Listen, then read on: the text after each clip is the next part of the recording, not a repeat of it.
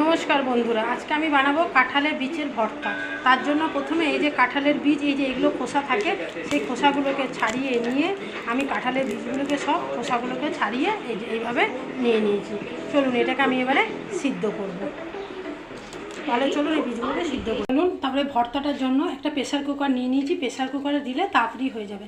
Pressure কুকারে দিয়ে দিলাম জল, আর এই যে কাঁঠালের বীজগুলোকে ভালো করে আমি ধুয়ে নিলাম। ধুয়ে এবারে এটা জল দিয়েছি, একটা প্রেসারে সিটি দিয়ে নেব, তাহলে তাড়াতাড়ি হবে। এই যে কাঁঠালের বীজগুলোকে এর মধ্যে আমি দিয়ে দিলাম। তাহলে চলুন দেখবো, কিন্তু লাস্ট জলটা যেন বেশিক্ষণ না থাকে। তাহলে একটু জল দিয়ে এবার এটাকে সিটি দিয়ে নেব। তাহলে চলুন এটাকে সিটি দিতে থাকি। দেখুন প্রেসারের মুখটা লাগিয়ে দিয়েছি, গ্যাসের ফ্লেমটাকে একটু বাড়িয়ে দিচ্ছি। মোটামুটি একটা সিটি দিয়ে এটাকে আমি নামিয়ে দেবো। এর মধ্যে একটু নুন দেওয়া হয়নি, ঠিক আছে? একটু এর মধ্যে নুন দিই, তাহলে নুনটা এর ভেতরে ঢুকবে।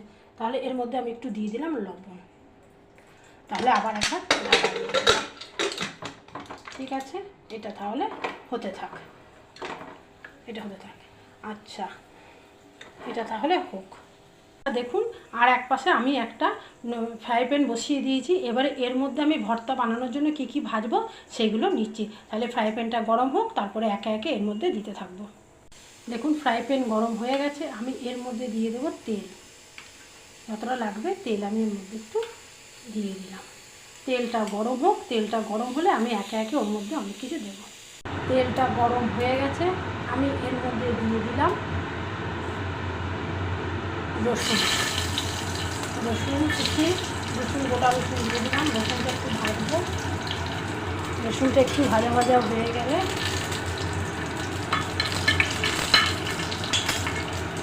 যে যেরকম ঝাল খান সেইভাবে আপনারা লঙ্কা দেবেন। আমি এর মধ্যে দুটো শুকনো লঙ্কা দিয়ে দিলাম।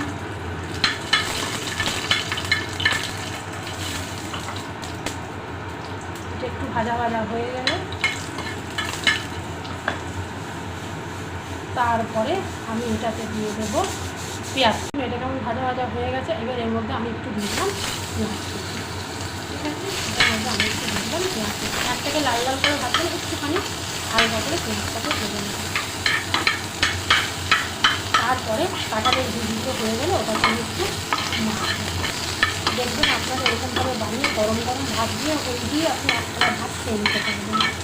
কাঁঠালের বীজের ভর্তা দিয়ে আপনারা তো আলুর ভর্তা খান, মুসুর ডালের ভর্তা খেয়েছেন, ভেন্ডির ভর্তা খেয়েছেন, কাঁঠালের বীজের ভর্তা করে দেখবেন, খুব খারাপ লাগে না, ভালোই লাগে। দেখুন পেঁয়াজটাকে এরকমভাবে একটু ভাজবেন। দেখুন পেঁয়াজটা আমার ভাজা ভাজা হয়ে গেছে। হ্যাঁ, আপনারা তো বলতেই পারেন যে তেলটা কম আছে, কারণ ভর্তাটা দেখবেন কাঁচা তেল দিয়ে মাখলে ভালো লাগে খেতে, তাই এই জন্য ভর্তাটা এইভাবে আমি করলাম। এরপরে এটাকে আমি মাখবো, ঠিক আছে? আমার ভর্তাটা হয়ে গেছে, নামিয়ে নিই। কাঁঠালের বীজটা ঠান্ডা হলে এটাকে এবারে মাখবো। কীভাবে মাখবো সেটা চলুন। ওই যে কাঁঠালের বীজগুলো সিদ্ধ করেছিলাম, সেটাকে আবার ওই লাল খোসাগুলোকে ছাড়িয়ে একটু মিক্সিতে এই যে পেস্ট করে নিয়েছি। পেস্ট করে এই যে এইভাবে নিয়ে এসেছি। তারপরে এই যে দেখুন, এই যে ভেজে রেখেছিলাম পেঁয়াজ, রসুন আর লঙ্কাটাকে এবারে এর সঙ্গে একটু আগে এটাকে মেখে নেব। এই যে রসুনটা মেখে নিলাম একটুখানি, আর লঙ্কাটাকে এই যে মাখছি। এই যে রসুন আর লঙ্কাগুলোকে এইভাবে মেখে এর মধ্যে দিয়ে দিলাম, ঠিক আছে? আর আমি এখানে দিয়ে দেবো একটু সর্ষের তেল। দেখবেন সর্ষের তেল দিলে ভালো লাগে খেতে। এই যে আমি এর মধ্যে দিয়ে দিলাম সর্ষের তেল। তাহলে সর্ষের তেল দিয়ে এটাকে আমি মাখছি ভালো করে। তার আগেই তো দেখিয়েছিলাম পেঁয়াজ এগুলো সব ভেজে রেখেছিলাম। এই যে এটাকে মাখছি। অনেক আবার সিদ্ধ না করে আপনারা এমনি শুকনো খোলায় ভেজে নিয়ে তারপরেও বাটতে পারেন, ওটা খেতে আরও বেশি টেস্ট লাগে। এই যে এটা বেটে মেখে নিলাম। এটা গরম গরম ভাত দিয়ে খেয়ে দেখবেন, খুব সুন্দর লাগে খেতে। একটু খেয়ে দেখি নুনটা ঠিক আছে কি না। চলুন তারপরে দেখছি। নুন একটুও হয়নি, নুন লাগবে। ওই জন্য লবণ দিয়ে দিলাম, পরিমাণ মতন লবণ দিয়ে দিলাম। এই যে তাহলে এটাকে মেখে ভর্তা রেডি করে দিলাম। এটা হলো কাঁঠালের বীজের ভর্তা। ঠিক আছে, এটাকে মেখে একদম রেডি করে দিলাম। এটা হলো কাঁঠালের বীজের ভর্তা।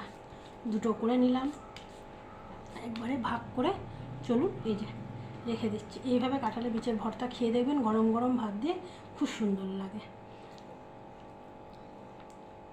আর যদি কেউ মনে করেন একটু কাঁচা পেঁয়াজ দেবেন ওপর দিয়ে, যে একটুখানি কাঁচা পেঁয়াজ আমিও এর মধ্যে দিয়ে দিলাম, একটু কাটা ছিল দিয়ে দিলাম।